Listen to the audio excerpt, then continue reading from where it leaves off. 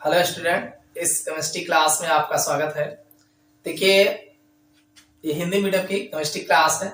अगर आप English medium के स्टूडेंट हैं तभी आपको इस हमारे क्लास में समझ में आएगा। चलिए, आज हम अनसैचुरेटेड हाइड्रोकार्बन्स, असंतृप्त हाइड्रोकार्बन्स की बात करने वाले हैं। देखिए, असंतृप्त हाइड्रोकार्बन्स होते क्या हैं? तो असंतृप्त वे हाइड्रोकार्बन्स होते हैं। देखो, बात हो रही है हाइड्रोकार्बन्स की, बात हो रही है हाइड्रोकार्बन्स की, तो जाहिर सी बात है इसमें कार्बन और हाइड्रोजन की ही बात होगी, जिसमें वे यौगिक जिनमें कार्बन और हाइड्रोजन आपस में मिलकर के यौगिक बनाते हैं हाइड्रोकार्बन्स कहलाते हैं।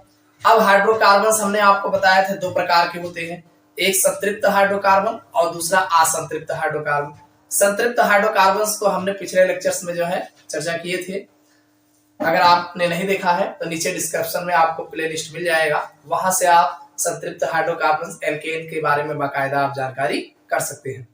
चलिए, अब दूसरा जो आपका आता है असंतृप्त हाइड्रोकार्बन। असंतृप्त, देखो असंतृप्त की बात जो आती है, कार्बन की जो चारों वैलेंसी होती है वो हाइड्रोजन द्वारा संतुलित नहीं होती है, तो कार्बन कार्बन के बीच में फिर मजबूरन इसमें जो है डबल बॉन्ड या ट्रिपल बॉन्ड लगाने की आवश्यकता पड़ती है।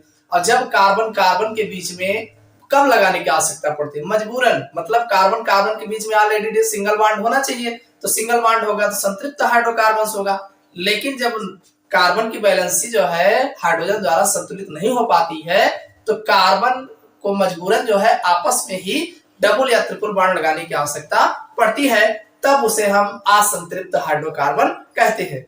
यानी वे हाइड्रोकार्बन जिनमें कार्बन कार्बन के बीच में द्विबंध अथवा कार्बन कार्बन के बीच में त्रिबंध होते हैं, बाकी शेष संयोजकताएं हाइड्रोजन द्वारा संतुलित होती है, तो वो आपके असंतृप्त हाइड्रोकार्बन्स होते हैं। यानी एक द्विबंध वाला होता है। अब इस द्विबंध वाले हाइड्रोकार्बन्स को हम एल्कीन बोलते हैं, और जो ट्रिपल बॉन्ड वाला जो हाइड्रोकार्बन्स होता है उसे हम एल्काइन बोलते हैं। यानी ये असंतृप्त हाइड्रोकार्बन जो होते हैं ये दो प्रकार के देखने को मिलेंगे। एक कार्बन कार्बन के बीच में डबल बॉन्ड मिलेगा जिसे हम एल्कीन बोलते हैं, और एक कार्बन कार्बन के बीच में ट्रिपल बॉन्ड देखने को मिलेगा जिसे हम एल्काइन बोलते हैं। तो ये असंतृप्त हाइड्रोकार्बन को दो कैटेगरी में बांटा गया है। हम सबसे पहले बात जो करेंगे एल्कीन की करेंगे।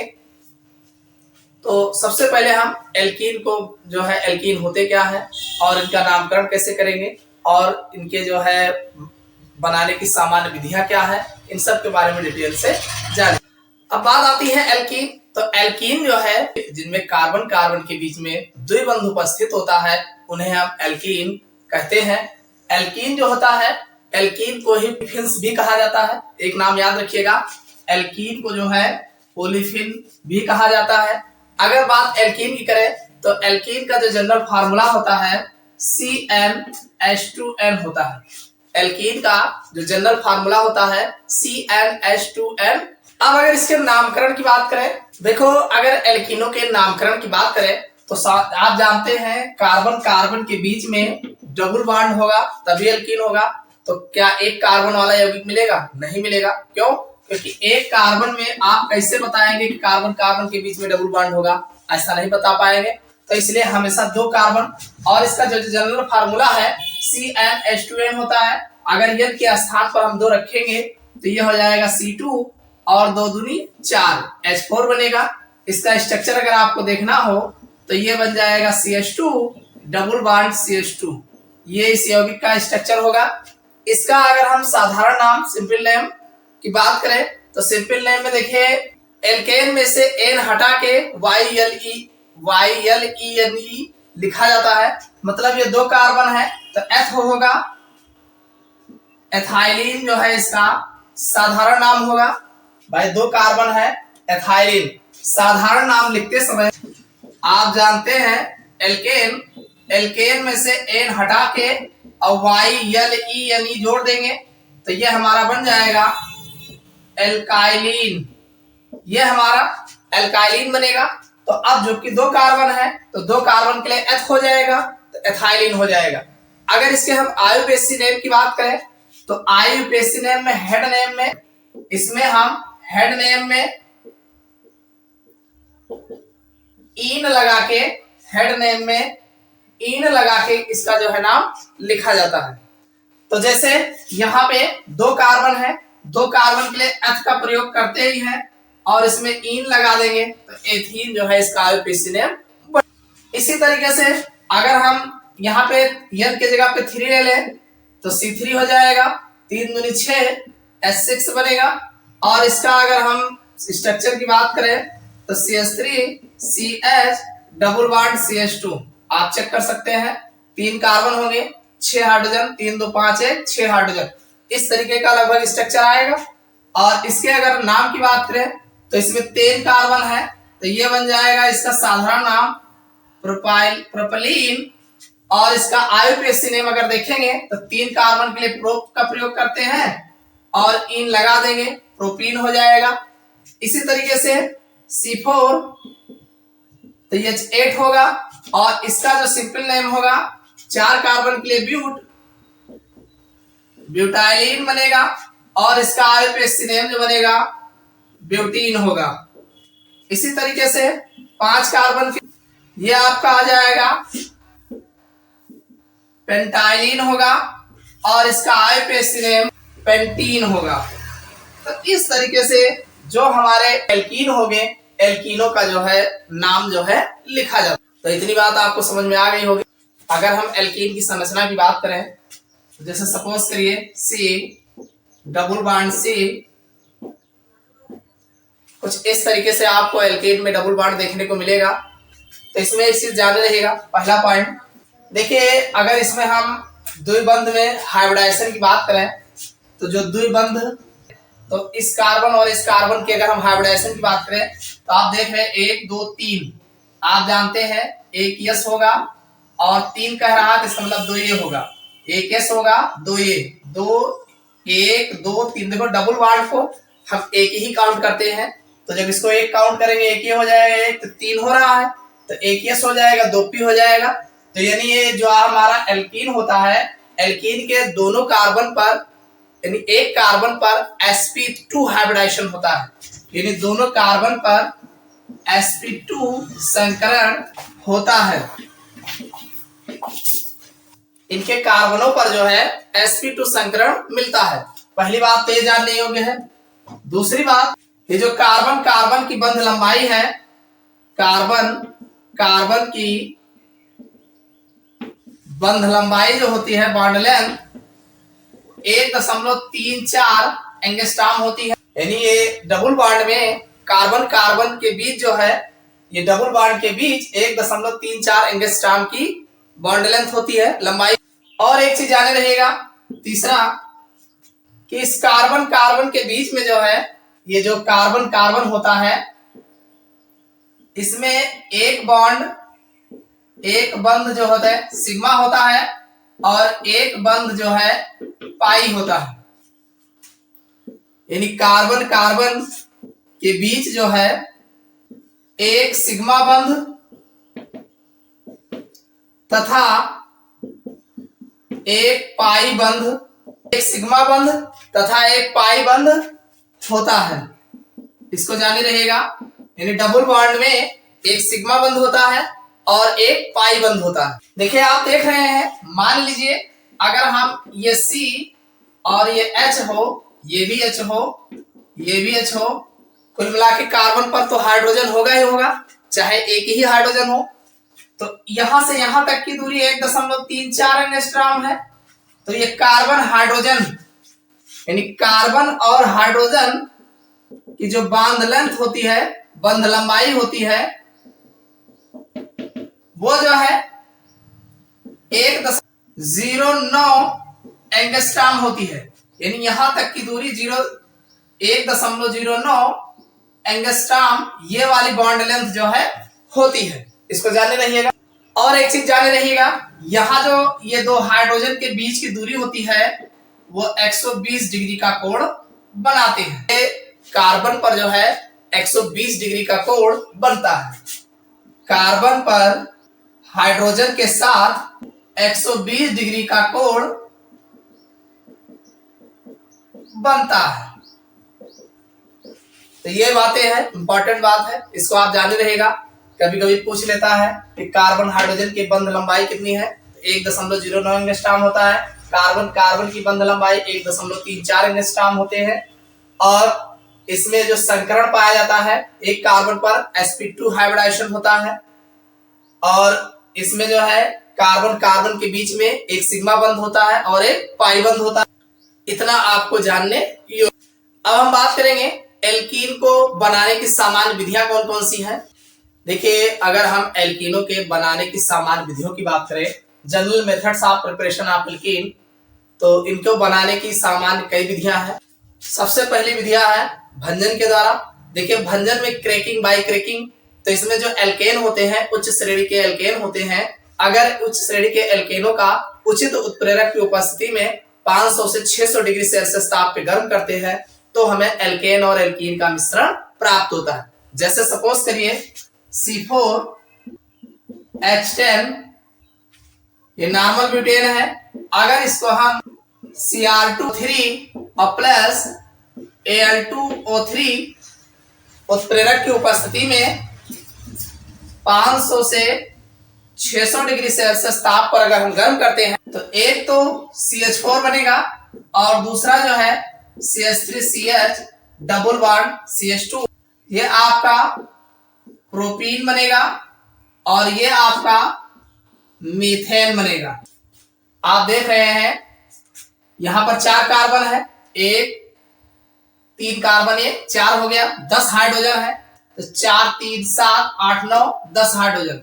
तो इस तरीके से अगर हम उच्च श्रेणी के एल्केनों का उचित उत्प्रेरक जैसे Cr2O3 प्लस Al2O3 की उपस्थिति में 500 से 600 ताप पर हम गर्म करते हैं, डिग्री सेल्सियस ताप पर गर्म करते हैं, तो हमें एल्केन और एल्कीन का मिश्रण प्राप्त होता। पहली विधि हो गई।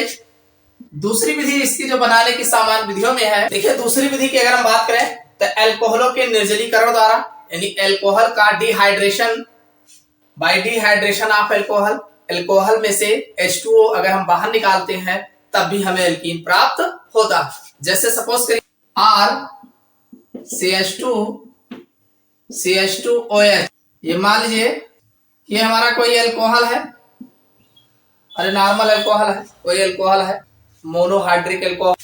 इस पर अगर हम पहली कंडीशन कांग H2SO4 सांद्र सल्फ्यूरिक अम्ल की उपस्थिति में 160 डिग्री सेल्सियस ताप पर अगर हम गर्म करते हैं तो ये हमारा बन जाएगा RCH डबल बॉन्ड CH2 और प्लस H2O। एक तो हमारा ये एल्कीन मिलेगा, एल्कीन, इसमें से वाटर निकल जाएगा और एल्कीन प्राप्त होगा। दूसरी कंडीशन ये है कि अगर मान लीजिए H3PO4 या P2O5 फास्फोरस पेंटाऑक्साइड या H3PO4 ऑर्थोफॉस्फोरस अम्ल जो होता है, इनकी उपस्थिति में 200 डिग्री सेल्सियस ताप पर गर्म करेंगे तब भी हमारा ये बनेगा RCH डबल बॉन्ड CH2 और प्लस H2O, तब भी हमें जो है एल्कीन प्राप्त होगा। ये तो दूसरी कंडीशन हो गई कि H3PO4 या P2O5 की उपस्थिति में गर्म करेंगे। तीसरी कंडीशन ये है, मान लीजिए Al2O3 एल्यूमिना की उपस्थिति में गर्म करते तो हमें टेम्परेचर और ज्यादा देना पड़ेगा, 350 डिग्री सेल्सियस ताप पर गर्म करना पड़ेगा, तब हमारा जो है RCH डबल बॉन्ड CH2 और प्लस जो है H2O बनेगा, तब भी हमें एल्कीन प्राप्त होगा।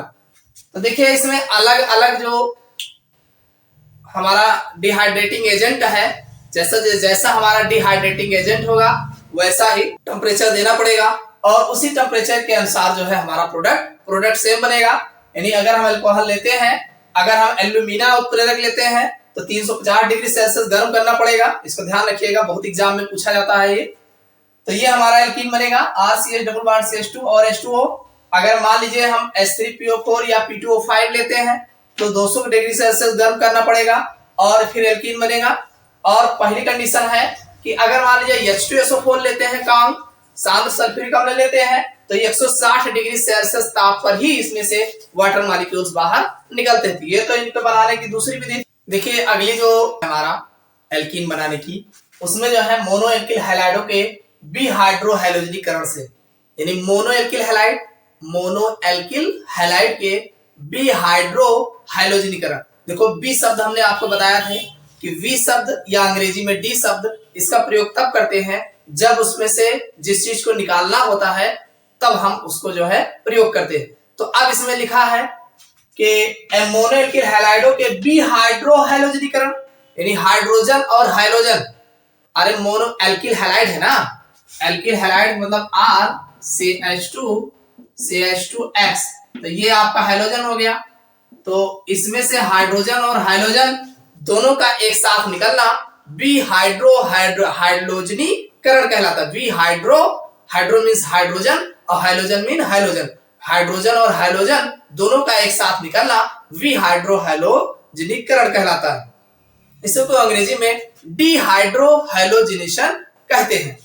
अब इसमें जो है जैसे मान लीजिए हमारे पास कंपाउंड है RCH2CH2X, ये हमारा है एल्किल हैलाइड है, एल्किल हैलाइड है, मोनो एल्किल हैलाइड है। मोनो मीन्स एक हैलाइड लगा है, तो मोनो एल्किल हैलाइड को जब हम देखो या तो हम जो है KOH के साथ या फिर NaNH2, ध्यान रखना, या तो जो है KOH पोटेशियम हाइड्रोक्साइड या जो है NaNH2 के साथ इसको जब हम गर्म करते हैं, जब हम इसको गर्म करते हैं तब इसमें से हाइड्रोजन और हाइड्रोजन दोनों एक साथ निकलते हैं।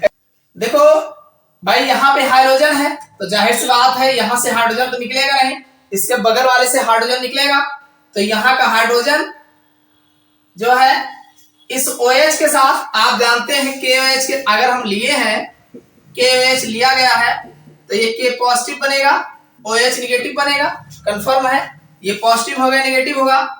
तो यहाँ पर जो भी हाइड्रोजन निकलेगा भाई, अगर इसकी बात करें तो R, ये आप एक H यहाँ लगा देते हैं और ये CH2 और एक X इसका यहाँ है। अगर हम इसको निकालेंगे तो कंफर्म है H प्लस चार्ज बना के निकालेगा, तो इसके बगल वाला 100% नेगेटिव होगा। आप जानते हैं हाइड्रोजन हमेशा नेगेटिव होते हैं, तो अब ये जो पॉजिटिव वाला पार्ट है इस नेगेटिव वाले पार्ट के साथ जुड़ेगा भाई, पॉजिटिव और नेगेटिव, यानी K जो है X के साथ KX बना लेगा, तो ये OH नेगेटिव जो है इस पॉजिटिव के साथ जुड़ेगा, तो ये पॉजिटिव और नेगेटिव मिलकर के H2O बना लेंगे। और बचेगा क्या, अगर यहां से ये निकल जाता है तो हमारे पास एक ही मजबूरी है, ये डबल बॉन्ड हो जाएगा, तो ये हमारा एल्कीन बन जाएगा। तो ये बन जाएगा RCH double bond CH2 plus एक आपका जो है HOH के साथ H2O X और K, तो एक बन जाएगा KX और दूसरा जो है H2O, तो ये आपका एल्कीन होगा और ये हमारा पोटेशियम हैलाइड हो जाएगा, पोटेशियम हैलाइड हो जाएगा और ये आपका वाटर हो जाएगा। तो इस प्रकार एल्किल हैलाइडों का अगर हम डिहाइड्रो हाइलोजिनेशन कराते हैं तो हमें एल्कीन प्राप्त होता है। देखिए अगली जो बनाने की विधि है कोल्बे विद्युत अपघटनी विधि बाय कोल्बे इलेक्ट्रोलाइटिक मेथड। तो कोल्बे विधि द्वारा जो है, विद्युत अपघटनी विधि द्वारा जो है एल्कीनों का निर्माण किया जाता है। बस इसमें ये जो यौगिक होते हैं पोटेशियम या सोडियम जो द्विकार्बोक्सिलिक लवण होता है, यानी दो कार्बोक्सिलिक अम्लों के सोडियम या पोटेशियम लवण का जलीय विद्युत अपघटन कराते हैं तो हमें जो है एल्कीन प्राप्त होता है। जैसे सपोज करिए, जैसे मान लीजिए RCHCOONA और ये है RCHCOONA। देखिए इसमें दो कार्बोक्सिलिक अम्ल के सोडियम लवण है, इस पर अगर हम इसको जलीय माध्यम में इलेक्ट्रोलिसिस कराते हैं, विद्युत अपघटन कराते हैं, तो एक तो बनेगा RCH डबल बॉन्ड CHR बन जाएगा और साथ में CO2, ये जो बनेगा वो एनोड पे बनेगा और साथ में जो बनेगा 2NaOH और प्लस ये जो बनेगा वो कैथोड पे बनेगा। देखिए बड़ा आसान है, इस डाई कार्बोक्सिलिक सोडियम साल्ट्स जो है इसका जब हम जलीय माध्यम में इलेक्ट्रोलिसिस कराते हैं तो आप जानते हैं, देखिए RCH, यहाँ पे डबल बॉन्ड लग जाएगा, CHR ये बन जाएगा एनोड पर, और ये CO2 दोनों निकल जाएंगे। तो 2 पार्टिकल है, तो ये जो है यहाँ पे 2 पार्टिकल CO2 निकल जाएगा। 2 Na है, यहां से 2 OH मिल जाएगा। एक H2O में 1 OH होगा, 2 पार्टिकल लोगे तो 2 OH 2 NaOH बनेगा, और एक हाइड्रोजन बचेगा एक बार में, तो ये आपका H2 गैस, ये आपको कैथोड पे मिलेगा और ये एनोड पर आपको देखने को मिलेगा। तो इस विधि द्वारा जो है हम एल्कीन का निर्माण कर सकते हैं। तो एल्कीन बनाने की विधियों में कोलबे विधि द्वारा भी जो है एल्कीन बनाया। तो ये तो थे एल्कीन बनाने की जो महत्वपूर्ण विधियां थी, इनके बारे में हमने चर्चा की। अगले लेक्चर्स में हम एल्कीनों का जो रासायनिक गुणधर्म है या इनके जो भौतिक गुण है, इनके बारे में बात करेंगे।